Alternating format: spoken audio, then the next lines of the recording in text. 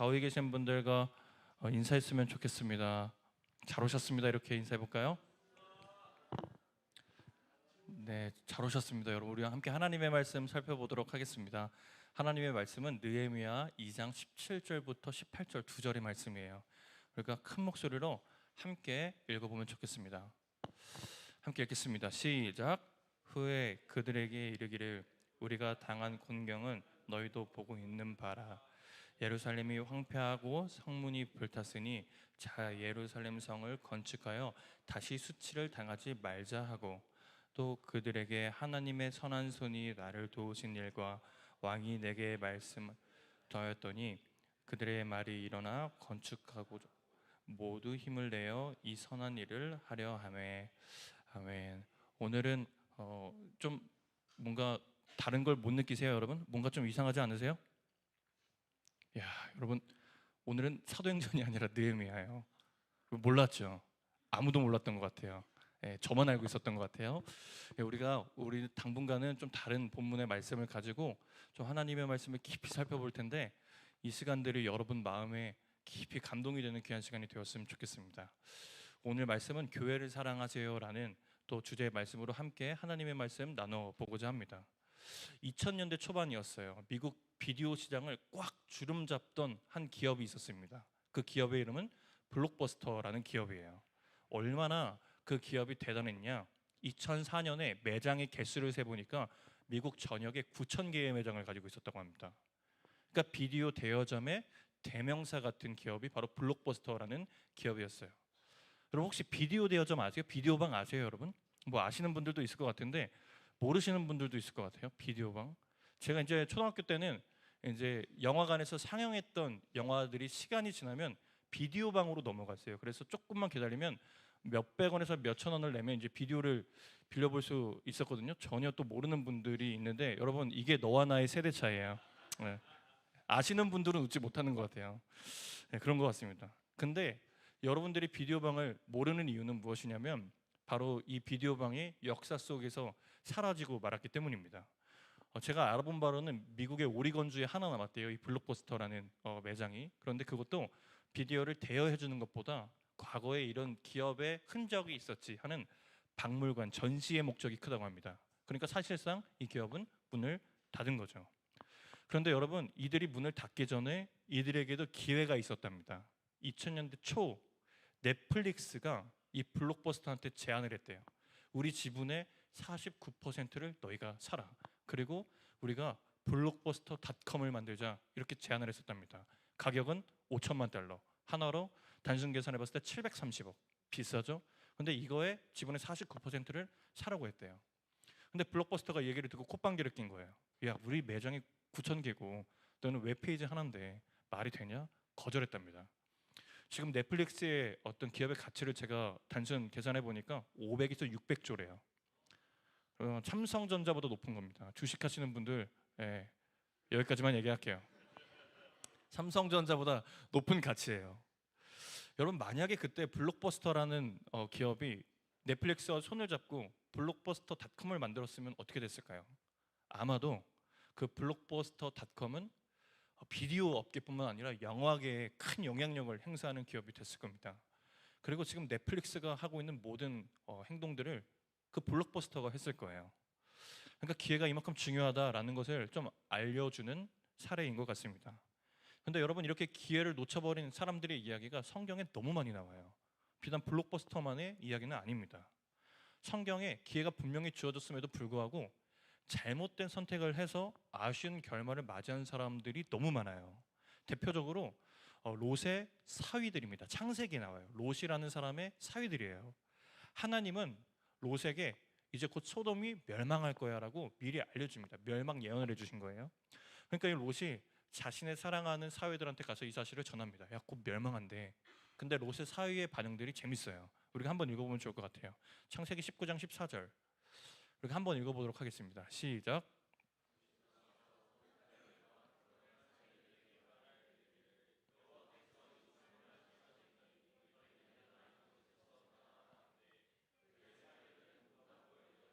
보이세요? 농담으로 여긴 거예요. 그냥 콧방귀에 낀 겁니다. 이들한테 분명히 기회가 있었거든요. 자신의 생명을 보존할 수 있는 기회가 있었는데 이 롯의 말을 충분히 듣지 않고 그냥 아주 쉽게 생각해서 안타까운 결말을 맞이하게 된 거죠. 그렇다고 한다면 이들은 왜 분명히 기회가 있었음에도 불구하고 그 심판의 예언을 그렇게 쉽게 무시하고 말았을까? 왜냐하면 이들에게는 이 심판의 예언이 그저 관념 속에 떠도는 하나의 그냥 이야기에 불과했기 때문입니다. 거짓 평안과 거짓 위로가 그들 안에 이미 있었고, 심판하겠지, 멸망하겠지, 그게 근데 나랑 무슨 상관이야 하는 안일한 마음이 그들 가운데 있었던 거예요.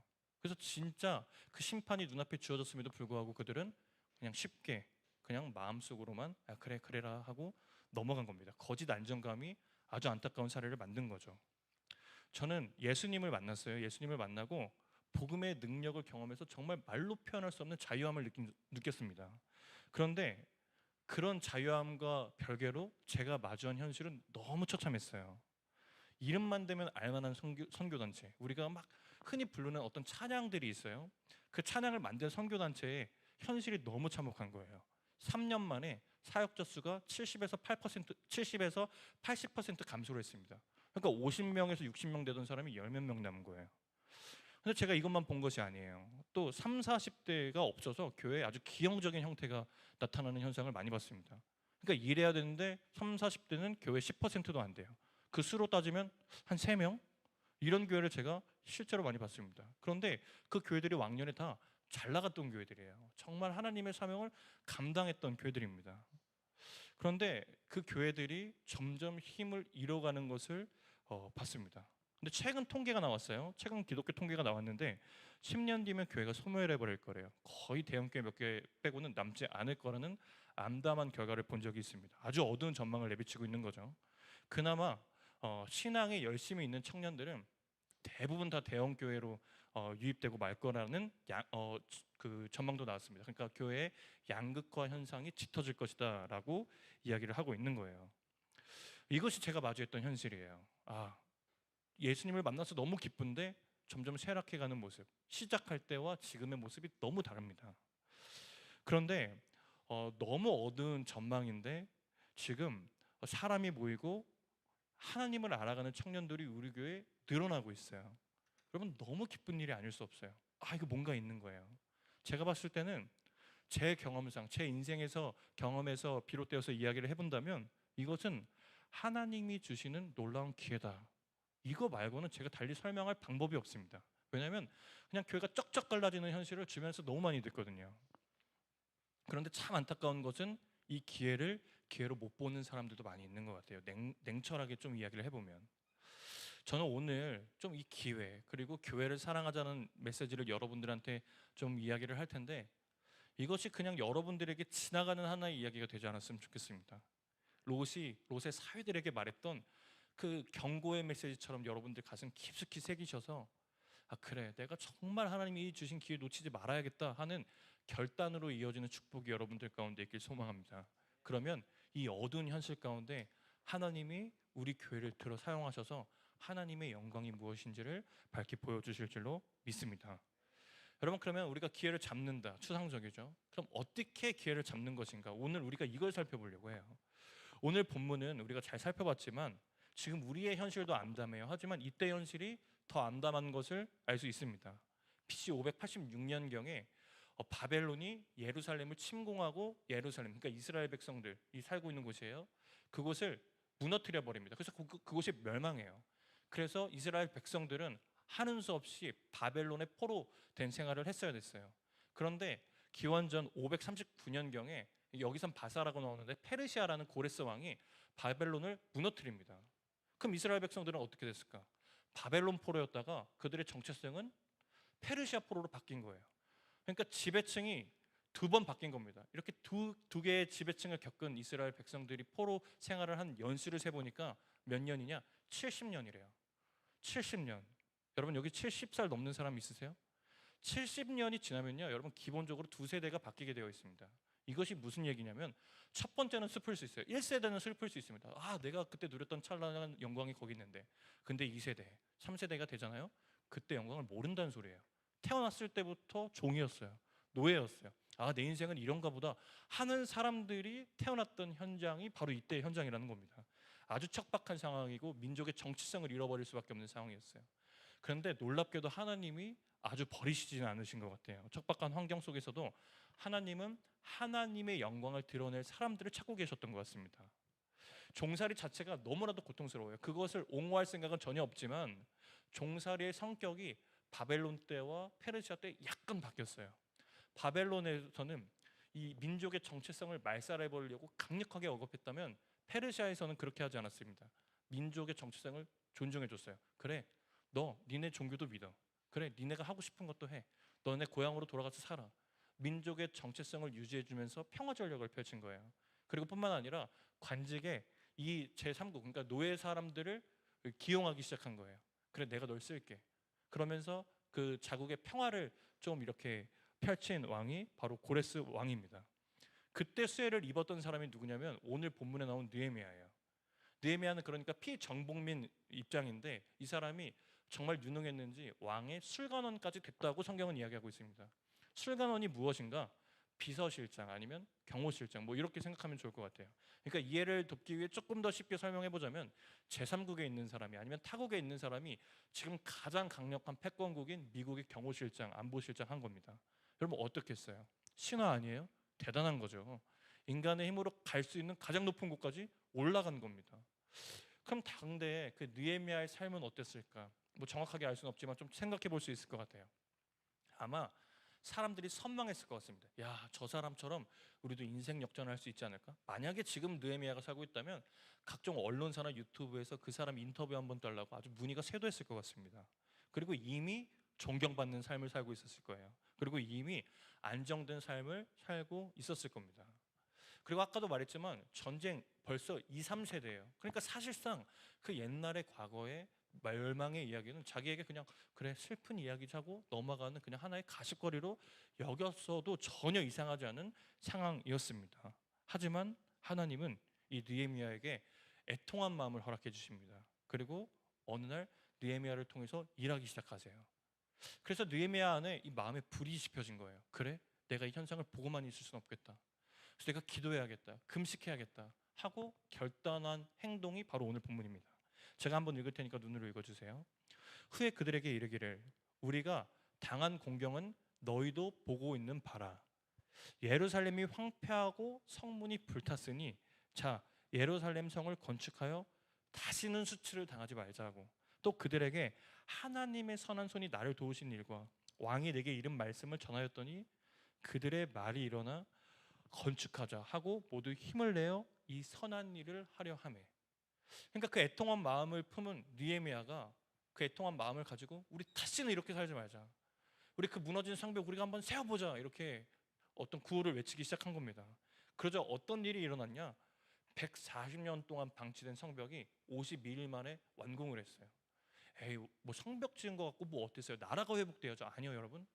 여러분들의 140년 동안 무너진 성벽을 보았다고 생각해 봅시다. 그럼 어떤 말을 했을까요? 야, 하나님 없는 거 아니야? 여기 옛날에 하나님의 성전이 있던 자리래.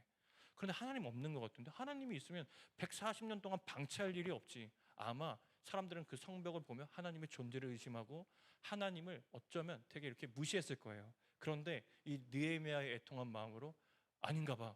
하나님이 일하시나 봐. 하나님이 살아계시나 봐. 라고 생각하기 시작했고 그 느헤미야가 품은 마음, 구체적인 행동을 통해서 성벽을 제공하며 그 당대의 하나님의 영광을 비춰 보여 주셨습니다. 사랑하는 여러분, 당시에는 몰랐을 거예요. 당시에는 아마 몰랐을 겁니다. 하지만 우리가 역사가 쭉 지난 다음에 지금 와서야 다시 한번 보자고요. 이 시점에서 봤을 때 느헤미야가 들었던 그 안 좋은 소식, 안타까운 소식이 어떤 소식이었을 것 같으세요? 여러분 그것이 정말 부정적인 소리였을 것 같으세요? 아니지 않을까요? 하나님의 영광을 드러낼 수 있는 아주 기회의 소리지 않았을까요? 그래서 실제로 느헤미야는 영원한 생명책에 이름을 적히게 되죠. 영원한 생명책에 기록되게 됩니다. 하나님의 영광을 드러낸 사람으로 말이죠. 여러분 이 시대에 유능한 사람 정말 많습니다. 정말 탁월한 사람 많아요. 전 세계를 보세요. 얼마나 유능한 사람이 많습니까?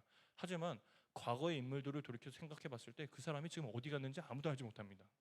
하지만 하나님께서는 이 느헤미야의 애통함을 통해서 당대 이 말씀 영원한 생명책에 기록하심으로써 그래 이 애통한 마음을 품고 움직이는 사람으로서 내가 하나님의 영광을 드러내마 하나님께서 이렇게 목적하시고 그를 기록해 주신 거예요. 영원한 생명책에 그를 기록해 주셨다 이 말입니다. 여러분, 우리가 여기서 알 수 있는 것은 무엇이냐면 우리에게 분명 기회는 찾아온다는 거예요. 그리고 그 기회는 굉장히 화려한 모습으로 찾아오지 않습니다. 어떤 모습으로 찾아오냐? 애통한 모습으로 찾아와요. 애통한 마음으로 찾아옵니다. 애통한 마음을 가지고 하나님께 기도하기 시작할 때 하나님께서 일하신다는 사실을 알 수 있는 거예요. 여러분, 많은 사람들이 하나님이 하시겠지 하는 이 믿음의 맡김과 무관심에 의한 방관을 너무 헷갈리는 것 같아요. 그거 하나님이 일하시는 거 아니에요? 하나님이 알아서 하시겠죠. 저희는 하나님을 믿어요.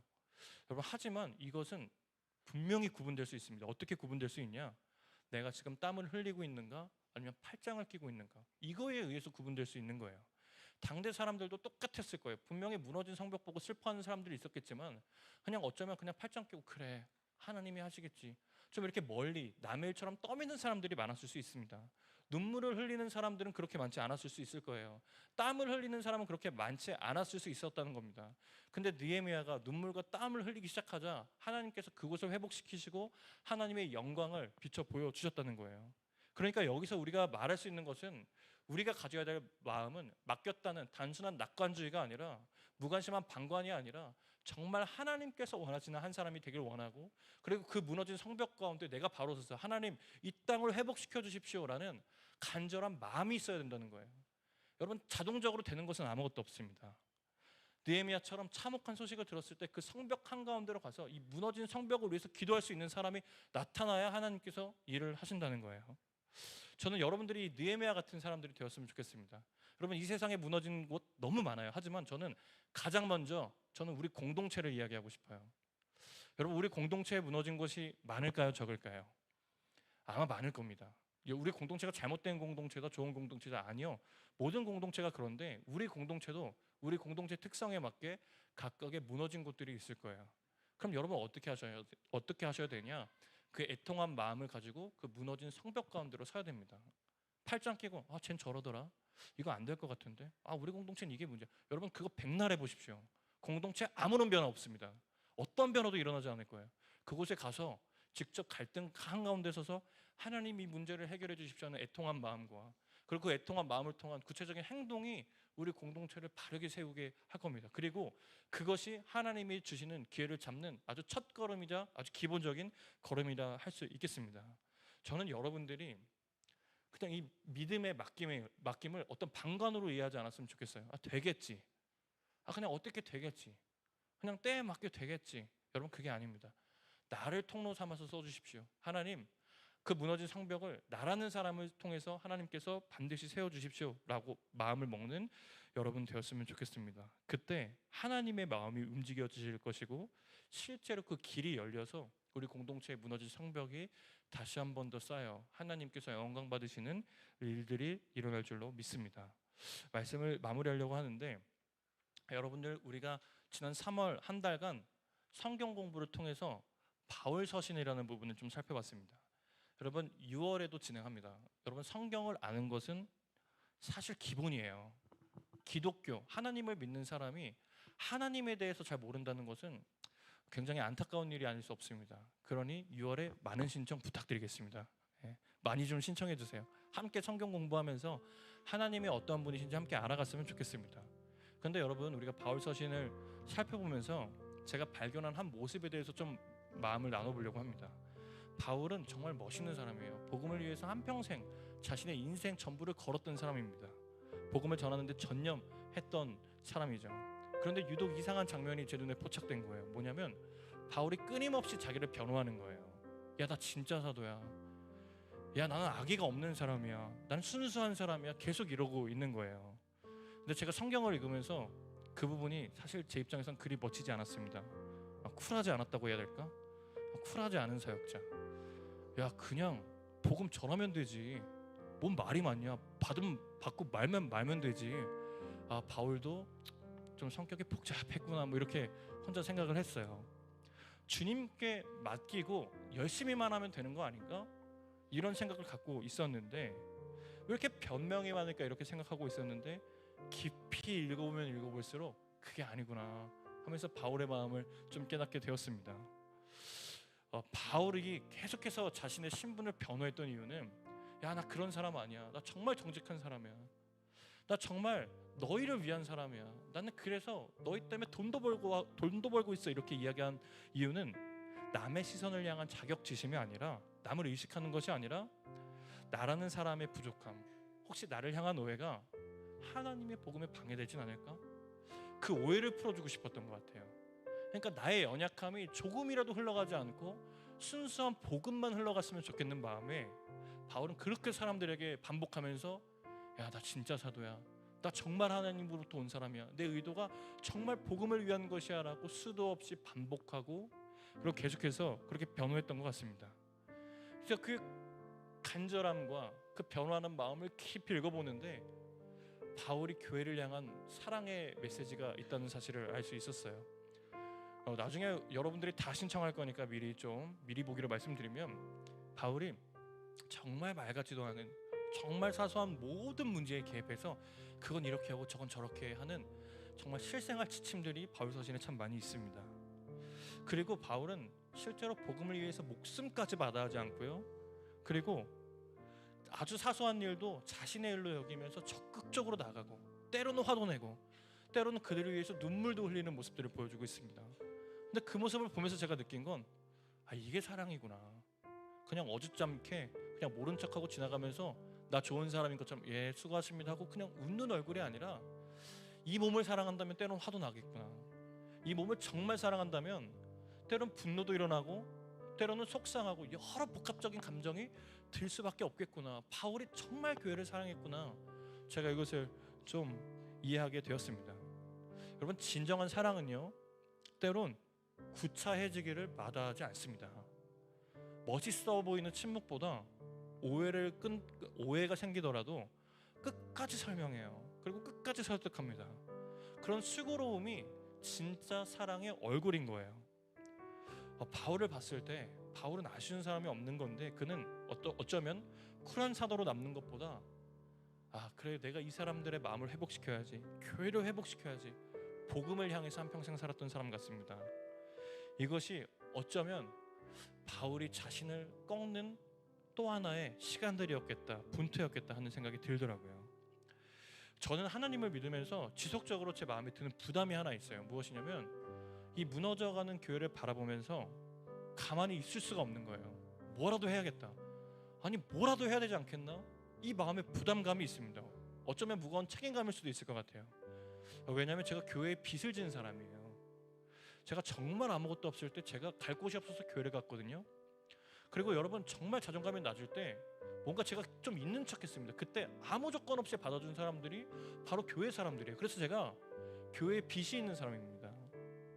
그래서 제가 이 교회에 꼭 나중에 기회 되면 이 교회를 위해서 한평생 좀 살아야겠다, 이 빚을 갚으며 살아야겠다 라는 마음이 있었어요.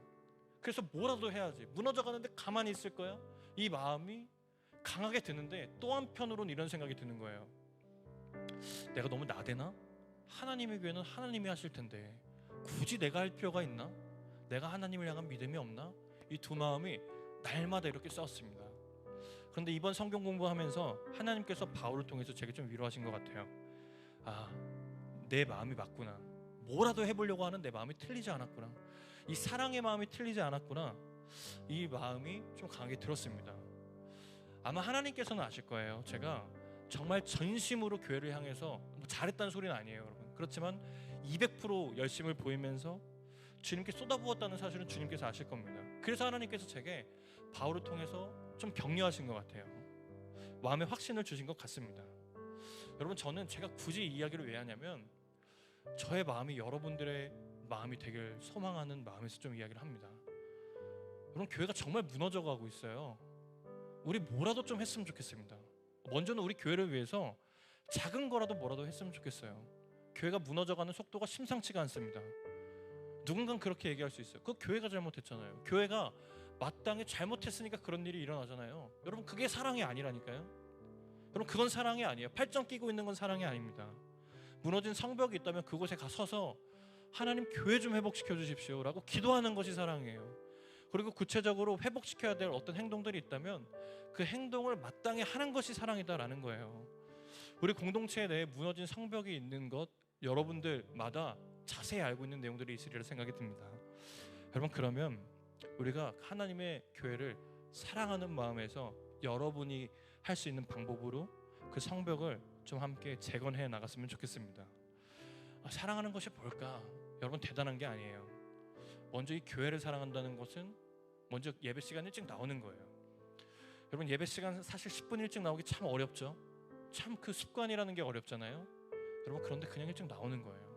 그리고 그 10분 동안 기도하는 겁니다. 나보다 이 교회를 위해서 기도하는 거예요.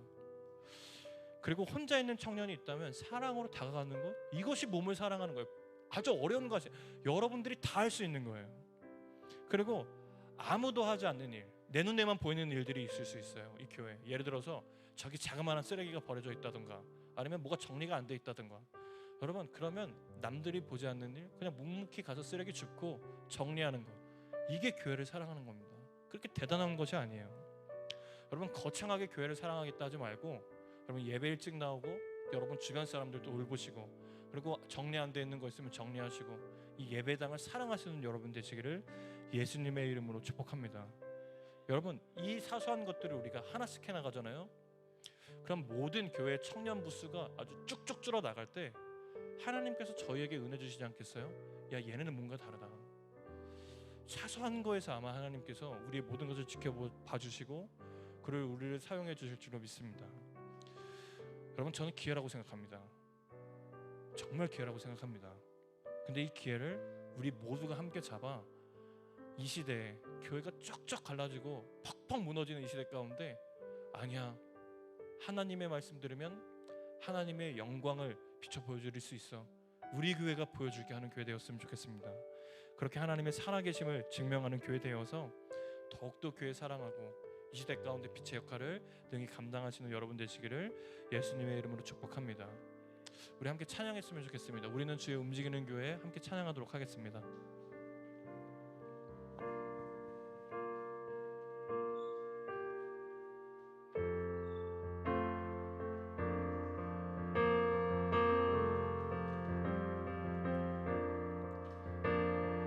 우리는 주의 움직이는 교회, 이곳은 주님을 위한 자리.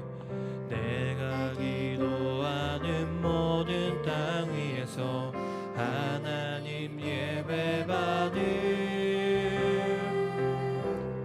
그날을 고대하네. 나의 노래로 주님의 성전을 지으리. 높임을 받으소서. 이스라엘 찬송 중 거하신 주님은 거룩하십니다. 두 손 들어 주님의 보좌를 만들고 온 맘 다해 경배하리. 구름 날개 사이에 임하신 것처럼 내 위에 임하소서. 다시 한 번 더. 우리는 주의 움직이는 교회, 우리는 주의 움직이는 교회, 이곳은 주님을 위한 자리. 내가 기도하는 모든 땅 위에서 하나님 예배받을 그날을 고대하네. 하나님, 우리가 이곳에 섰으니 이 땅을 치유하소서. 하나님, 우리가 어디에 있든지 주를 높이리이다. 열방들아 주님을 송축할지어다. 그 발 아래 입 맞추라. 영원한 통치자 주 예수 그리스도, 그는 위대하시나. 하나님, 우리가 이곳에 섰으니 이 땅을 치유하소서.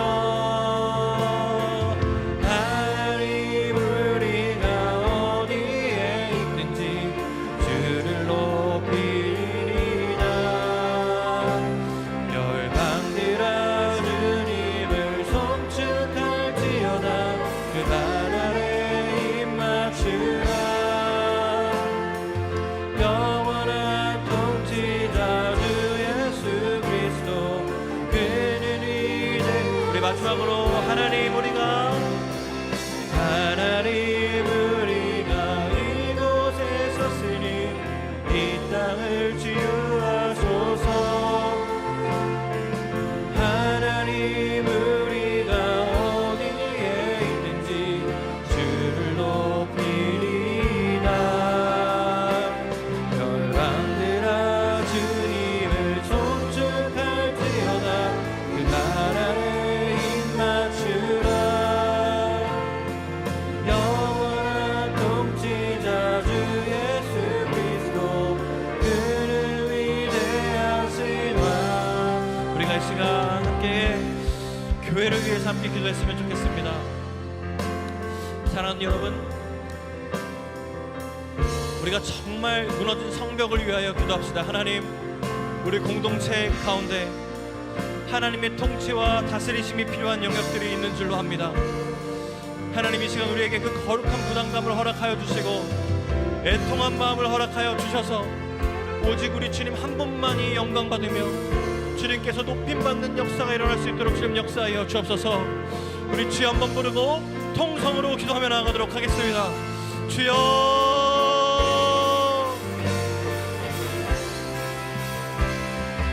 하나님,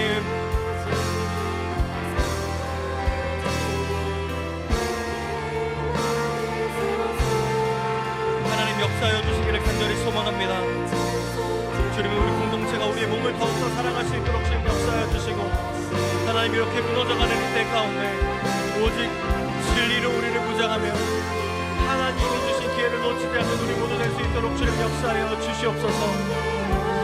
하나님, 느헤미야의 애통함을 허락하여 주시기를 소망합니다. 아무도 보지 않는 하나님 그 은밀한 곳에서 하나님을 섬길 수 있도록 주님 역사하여 주시고, 교회가 쩍쩍 갈라지고 북평 넘어지는 이때 가운데 하나님께서 기회 주심을 감사하며 우리 하나님의 살아계심을 나타낼 수 있는 믿음의 공동체 될 수 있도록 주님 역사하여 주옵소서. 하나님, 우리가 이 시간 간절히 목놓아 기도하는 것은 교회가 하나님 살아날 수 있도록 주님 역사하여 주옵소서. 먼저는 우리 공동체가 살아나게 하여 주시옵소서. 공동체가 살아나게 하여 주시옵소서.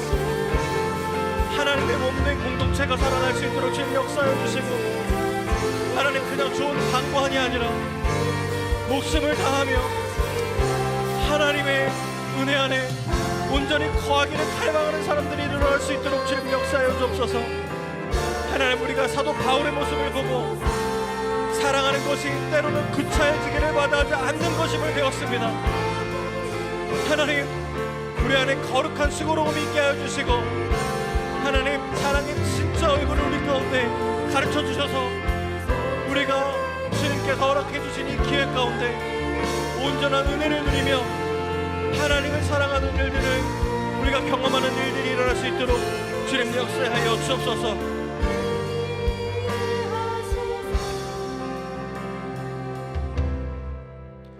여러분, 사랑의 첫걸음이 오늘 애통함이라 우리가 함께 살펴보았습니다. 여러분, 혹시 무너진 성벽은 알고 있는데 거기를 향한 애통함이 없지 않으세요? 여러분, 만약에 그렇다면 우리가 그 애통함을 좀 하나님께 구했으면 좋겠습니다. 하나님, 우리 공동체 안에 주님의 은혜로 회복되어져야 할 수많은 영역들이 내 눈에 직접 보임에도 불구하고 하나님, 우리는 그곳을 향하여서 눈물이나 땀을 흘리는 것이 아니라 팔짱 끼며 비난했던 우리의 모습들을 주님 앞에 고백합니다. 하나님, 오늘 우리가 이 시간 간절히 소망하며 나아가오니 하나님, 우리의 이 방관이 애통함이 되게 하여 주옵소서. 하나님을 향한 목마름이 될 수 있도록 주님 역사하여 주시고, 하나님 무너진 영역이 있다면 그 영역을 놓고 기도하는 사람들 될 수 있도록 주님 역사하여 주셔서 하나님 안에 온전한 회복을 갈망하는 우리 모두 될 수 있도록 주님 역사하여 주옵소서. 우리 이 시간 주여 한번 부르고 통성으로 기도하며 나갑니다. 주여,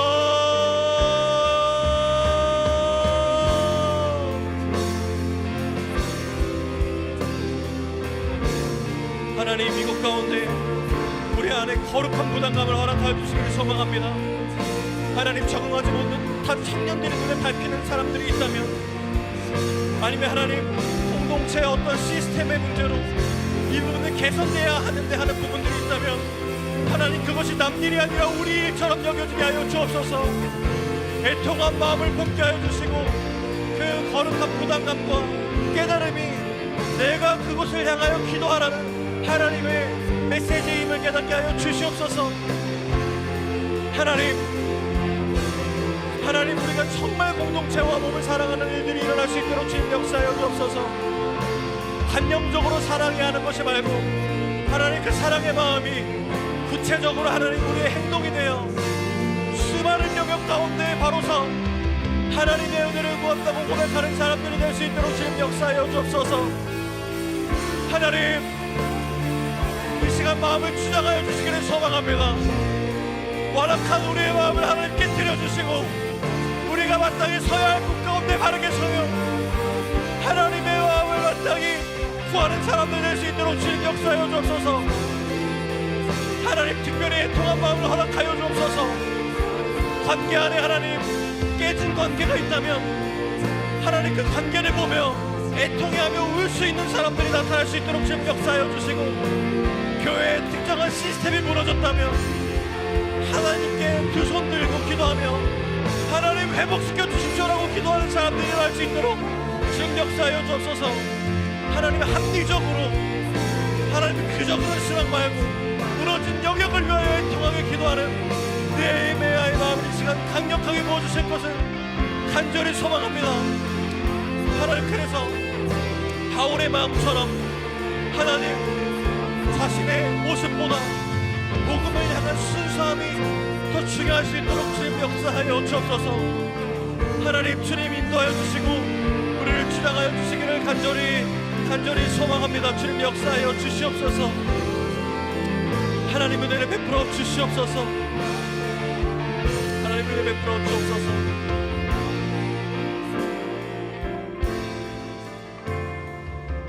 우리가 이 시간 마지막으로 한번 기도할 때 사랑의 마음을 구했으면 좋겠습니다.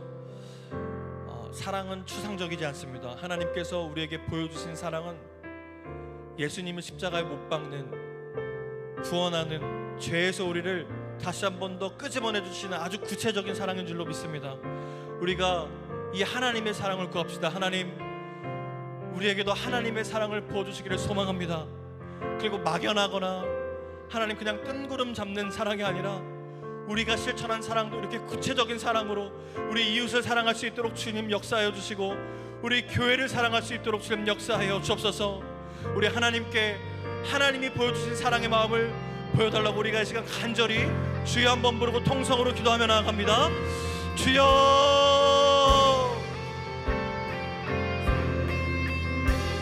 하나님 이 시간 우리 안에 하나님의 사랑의 마음을 보여주시기를 간절히 소망합니다.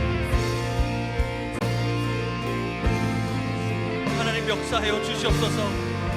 하나님께서 보여주신 그 십자가의 사랑을 우리 가운데 보여주시고 하나님 우리 안에 그 사랑을 실천할 수 있는 마음을 허락하여 주셔서 옆에 도움이 필요한 지체들이 있다면 하나님께로 이끄는 사람들이 될 수 있도록 좀 역사하여 주시고 하나님의 사랑을 능히 전달할 수 있도록 우리의 마음과 우리의 생각을 주장하여 주시기를 간절히 소망합니다.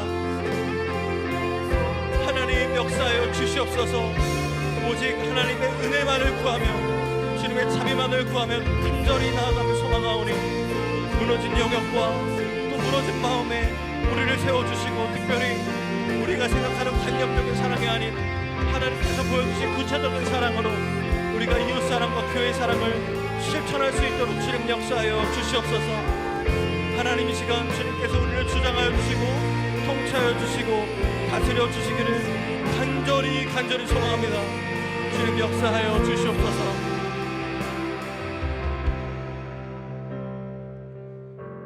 하나님 오늘 느헤미야가 사람들에게 외쳤던 하나님 우리가 그 메시지를 기억합니다. 하나님 다시는 우리가 수치를 당하지 말자. 하나님 우리가 우리 교회를 향하여 이 마음을 품을 수 있도록 주님 역사하여 주옵소서. 다시는 무너지지 않을 수 있도록 하나님 우리 마음 가운데 애통함을 부어주시고 그리고 하나님 이것이 주님이 주신 기회임을 반드시 기억하여 하나님 이 점점 암담한 미래 가운데 하나님의 은혜와 영광을 드러내는 놀라운 하나님 도구로 우리 공동체가 사용받고 쓰임받을 수 있도록 주님 역사하여 주옵소서. 하나님, 주님께서 주신 기회를 반드시 귀하게 여기며 또 이 기회를 하나님 다시 한 번 더 통로 삼아 은혜를 흘려보내는 우리 믿음의 공동체 다 될 수 있도록 주님 역사하여 주옵소서. 우리를 그렇게 인도해 주실 주님을 찬양합니다. 감사합니다. 살아계신 우리 주 예수 그리스도의 이름으로 기도드렸습니다. 아멘. 우리 하나님께 영광의 박수 올려드리겠습니다.